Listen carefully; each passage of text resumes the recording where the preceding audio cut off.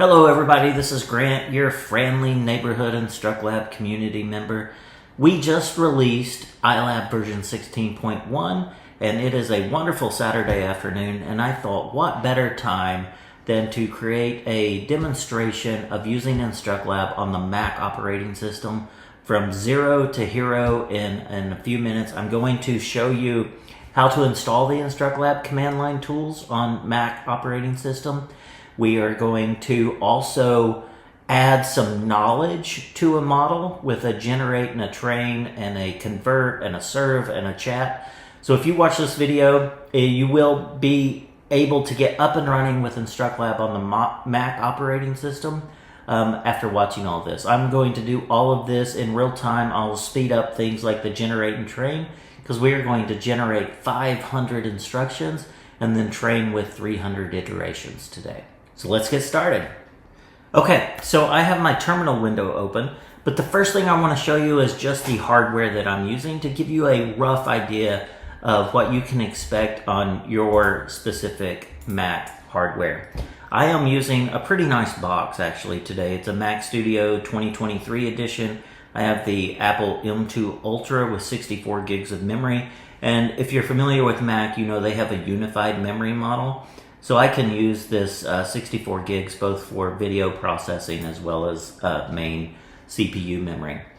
All right, so I have my terminal window open. The first thing you need to understand are the prerequisites for InstructLab. The main one being Python. Now, macOS does ship with a very old version of Python 3.9. I am personally using, I believe, 3.11.9. Let's check that. Python 3 -- version. Yes, I am using Python 3.11.9. I would suggest that you install this via Homebrew. And if you're not familiar with Brew, install Python 3. Just Google Homebrew for macOS. It's very easy to get installed. All right, so the first thing we want to do is create a directory to hold our work. I'm just going to create a directory called demo and change to that directory. And now I want to create what's called a Python virtual environment. And to do that, you type in Python 3-m venv venv. And this will create a virtual environment, so the InstructLab components that we install will only be applied to this virtual environment. So it's not going to be available system-wide, which is probably what you want.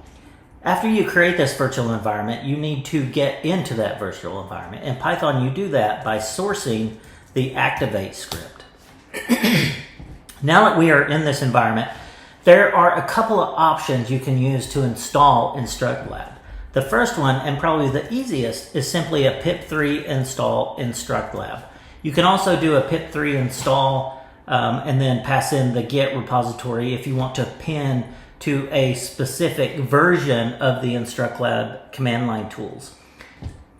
This will download all of the required packages, get them installed again in that Python virtual environment, and then it will perform some cleanup. And at the end of this, we should have the InstructLab command line tools available for us to use in our terminal. The InstructLab tools go by the shortened version iLab. So now we have Python installed, we have InstructLab installed. Let's see what version that we pulled down. We can see that this pulled down the freshly minted Python version, or iLab version 16.1. Perfecto. Okay, let's get started with InstructLab. The first thing you want to do is initialize your local working directory to work with InstructLab. You simply do that with the iLab init command. And essentially, all this is going to do is download the taxonomy repo and create a configuration file for us with some defaults. Let's take a look at that configuration file. We can see in here that it does have some default models. Merlinite is the default model. We will be switching that to Granite in the future. You can also change things like log levels, number of CPUs, number of instructions. It's a pretty good idea just to get familiar with this config file so you can understand what defaults are being used. So the first thing I like to do when I install InstructLab is just test it out by downloading a model. So I'm just going to simply enter the iLab download command, and that is going to read the default model from that configuration file and download it. This will take some time depending on the speed of your internet connection, It is a quantized 7 billion parameter model, which is about 4.5 gigs in size. And so you can see I'm getting about 115 megs a second. So to download 4.5 gigs takes me about 40 seconds, but be aware I do have a gigabit fiber internet connection, and it looks like I have a pretty good route to the server that is serving this, because I'm basically getting the full speed of my connection right now. So once this is downloaded, I always like to serve the model and then test it to make sure my environment is set up correctly. So to serve this model that was just downloaded, you type in iLab serve. I always give it the model family, just to let it know what model family that I'm working with, and then you can pass in the specific model that you want to serve. In this case, I'm going to serve the Merlinite model, which we just downloaded, and that'll stand up that server for me. Okay, so now that this model is serving, I always like to chat it as well. Just to make sure that everything is working. So I will open up a new terminal tab. I'll go into that demo directory. One thing to note, and I want to show this to you, this confuses a lot of people. If I type in iLab, -- version, I will get an error at this point. And that is because, again, we installed all of this in that Python virtual environment. So I need to get back into that environment. So to do that, I just source that activate script, and now I'm in that Python environment again, and you can see that the iLab command line tools now work again. So let's chat with that model. I want to do iLab chat. I'm going to pass it the model family again, just so it knows and can use the appropriate chat template. And then -m, and I'm going to specify the models, and the Merlinite model is what I want to chat with, and it opens up a rudimentary chat interface for me. So look, we can ask it something like, hello, how are you today? And again, I always do this just to verify that everything is set up correctly. All right, let's go on to the demo that we want to do today. I'm going to ask it, what is the cost to replace a flux capacitor on a DeLorean DMC-12 time machine? And it is going to make something up. The estimated price is between $1,000 and $5,000 per capacitor, is indeed a significant expense. And then we can keep on asking it further questions at this point. So let's ask it again. What is the cost of a flux capacitor? Okay, but it doesn't actually know. A flux capacitor doesn't actually exist. And so what we want to do in today's demo is train or do model alignment on this Merlinite model to teach it about the flux capacitor and more information about the DeLorean time machine that was popular from the Back to the Future movies. So a few other things that I can show you while we're here at the chat interface is if you ask it to help you with something, help me write an email to my boss, Frank, asking for time off. It will, of course, help me do this, but what you'll notice in this chat interface is that we do some pretty fancy ASCII art surrounding the border, and so it kind of makes it hard to copy and paste this to review the content and to make edits.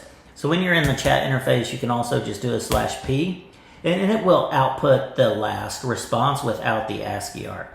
Another little trick that I use all the time is /n. This creates a brand new chat context for me, and so I can begin asking it new questions. At any time, if you want to know all of the commands that you can use in this chat interface, just hit /h. All right, so let's quit this chat and clear our screen. And I want to give you some information on the system that I am using today so that you can better understand the timing of how some of this works. I know this is a little bit small for you, but I am using a Mac Studio 2023 with an M2 Ultra and 64 gigs of memory. And so if you're familiar with Mac, you know they use a unified memory model. So that 64 gigabytes is available both for my video processor as well as for my main system.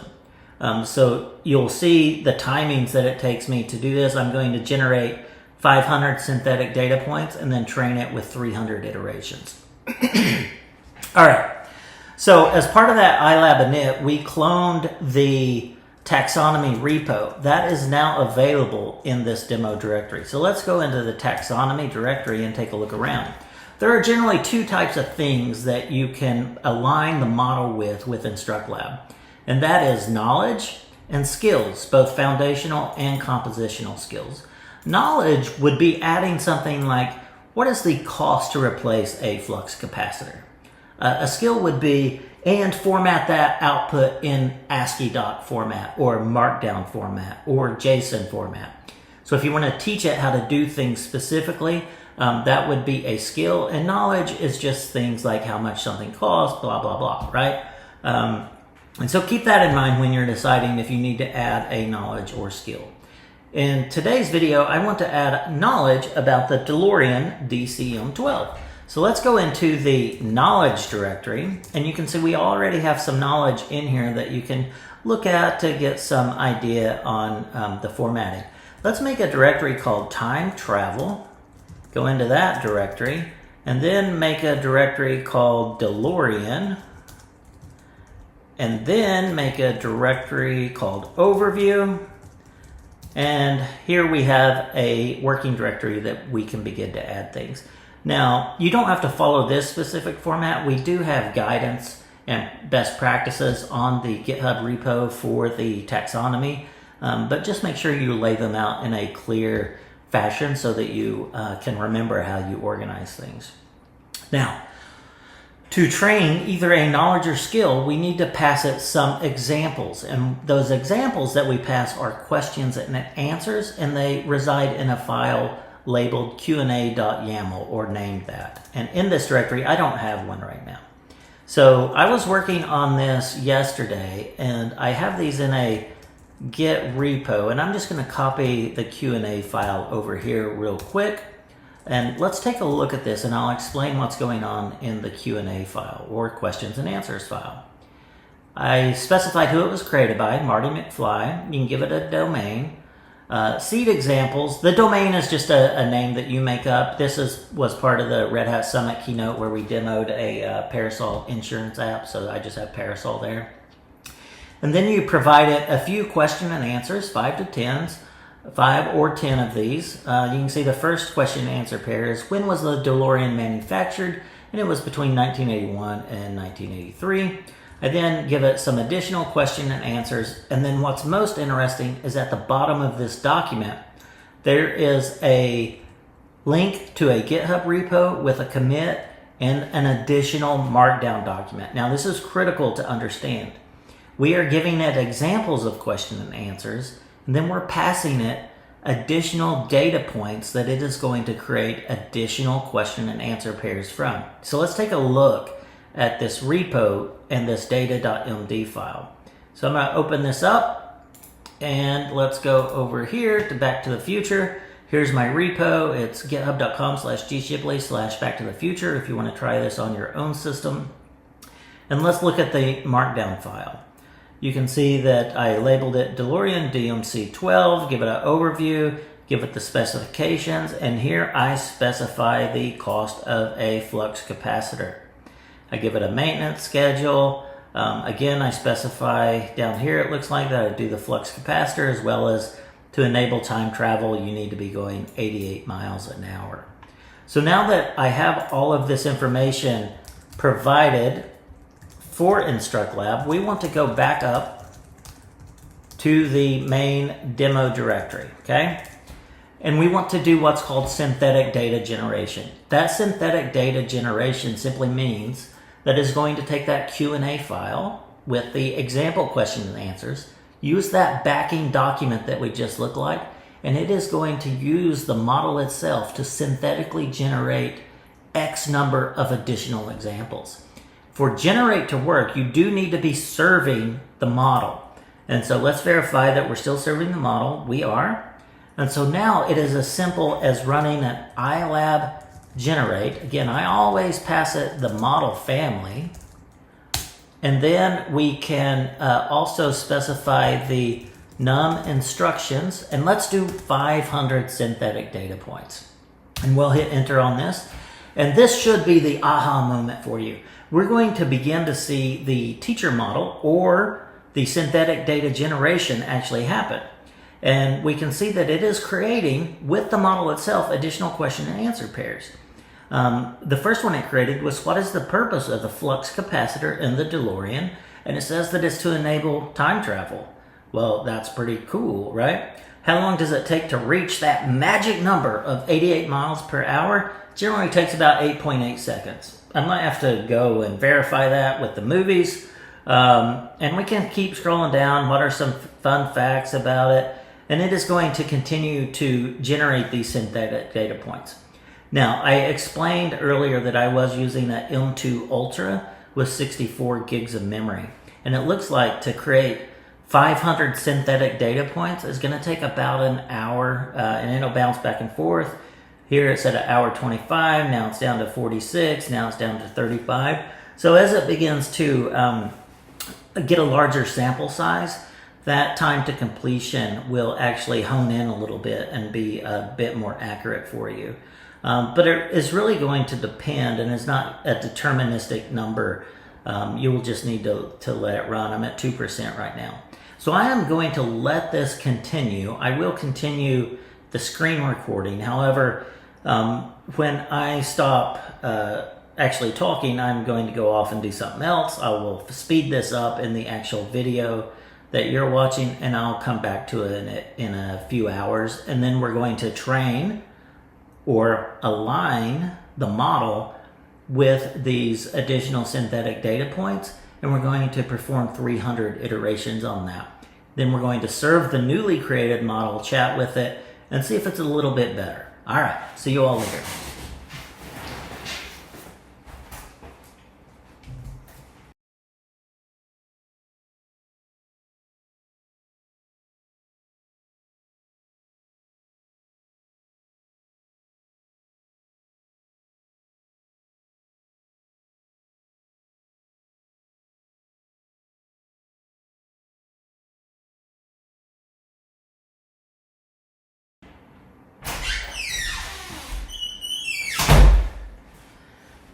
Oh, okay, we're back.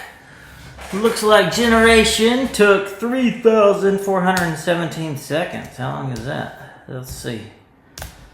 56 minutes. Not too bad. Right at an hour. Okay, so the output of the iLab generate, you'll notice there is a new directory called generated. So if we go into the generated directory, you can actually have a look around.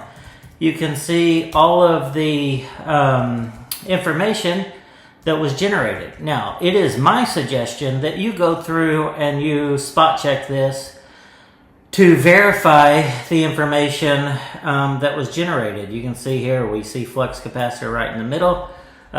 This is kind of, and I'm just scrolling through this file here. There should be 500 examples. You can also look at the discarded section and see, which ones got discarded because they were invalid or whatever, or didn't match the expected format. Okay, so now let's train this model, or to do model alignment. It's the iLab train command, and you can do -- help as always, and you can see all of the arguments that you can pass in. Let's do iLab train, and let's do just a simple one with iterations of 300.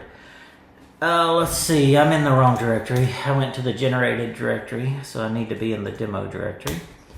And once we run this, it's going to take all of the generated output and train it against the safe tensors. We do train against the non-quantized version of the model to produce a little bit better quality.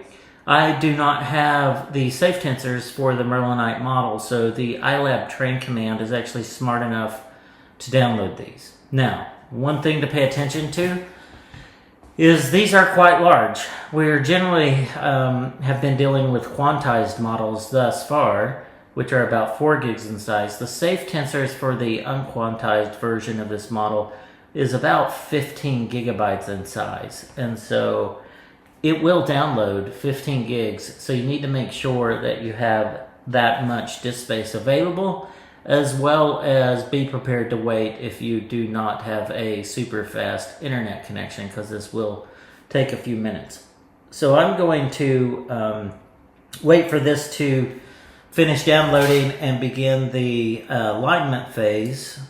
And then after that, I'll come back and we are going to convert the unquantized model to a quantized version that we're going to serve. The output of the train is going to be some adapter files. And so we do have a command line that will take those adapter files and create a quantized version of the model for you on the local machine here. So it looks like we got just a few seconds left for this to finish.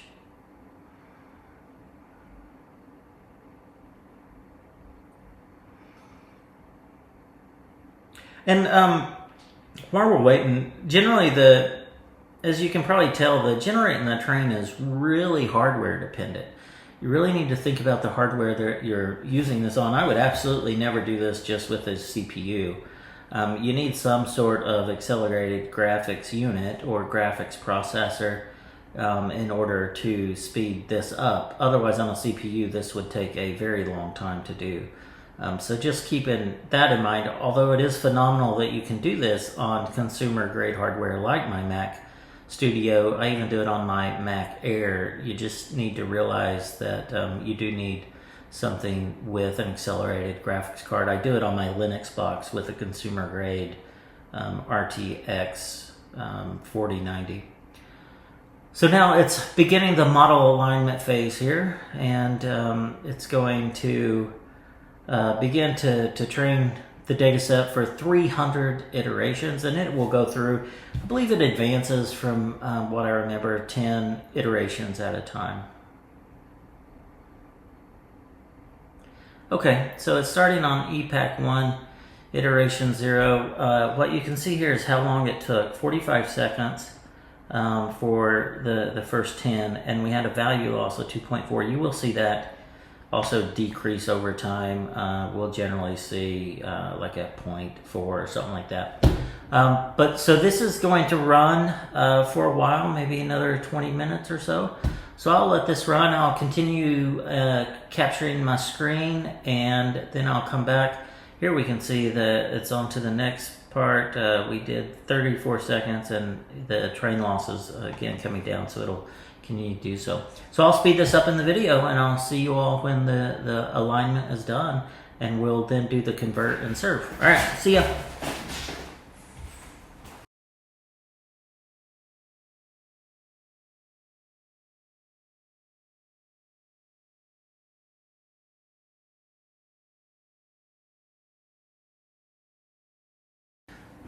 Oh, great.